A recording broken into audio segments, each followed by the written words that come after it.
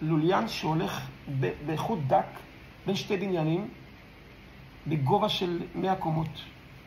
את מסוגלת ללכת שמה? אני שואל אותך, את מסוגלת ללכת שמה על זה? לא. אני רוצה להגיד למה את לא מסוגלת. כי אם אני אקח אותו חוט שנמצא שם למעלה ואני אשים את זה פה, מהקיר הזה עד הקיר הזה, בגובה של סנטימטר מהרצפה, את מסוגלת ללכת על זה? כן. מה ההבדל?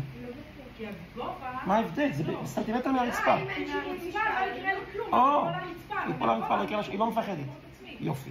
עכשיו, זה ההבדל... אני צריכה ללמוד את זה. זה ההבדל... לא, את לא... כן. זה ההבדל בין הלוליין לבינך. יש שאלה. כתוב כל העולם כולו, גשר צר מאוד. לא כתוב, רבי נחמן אומר את זה, והעיקר לא לפחד כלל. למה לא לפחד? זה מאוד מפחיד. אם העולם גשר צר, שאני לא אפחד שאני אפול, זה מפחיד. זה הלוליין שהוא לא חושב, אולי אני אפול, אולי לא יהיה לי שיווי משקל. הוא יודע, אני יודע ללכת על חוט כזה, בשיווי משקל במאוזן. זה שיש פה 100 קומות מתחת, מה זה קשור אליי? הבעיה שלנו שחושבים על זה, אבל אני אפול, אבל אני לא יודע לאזן את עצמי, אבל אם אני פתאום יהיה לי פחד גבהים.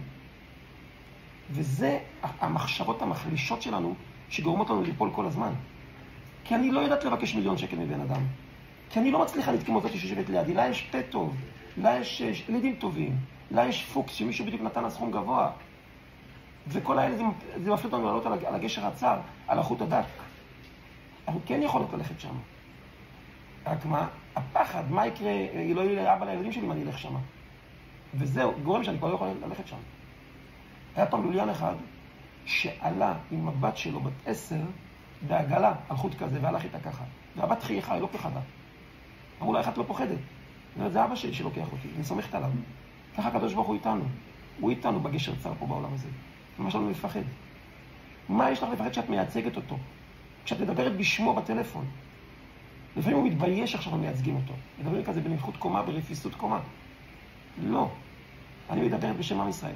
כשאת עכשיו באמת עומדת ליד ים, ואנשים טובים, את מפחדת לבקש מאנשים, חסקה שיקפוץ אל המים לעזור, להציל אותם? זה מעניין אותך מה אנשים יחשבו, מה אנשים יגידו? פה זה אותו דבר. אבל תדמייני את זה שאנשים טובים, ואת רוצה להציל.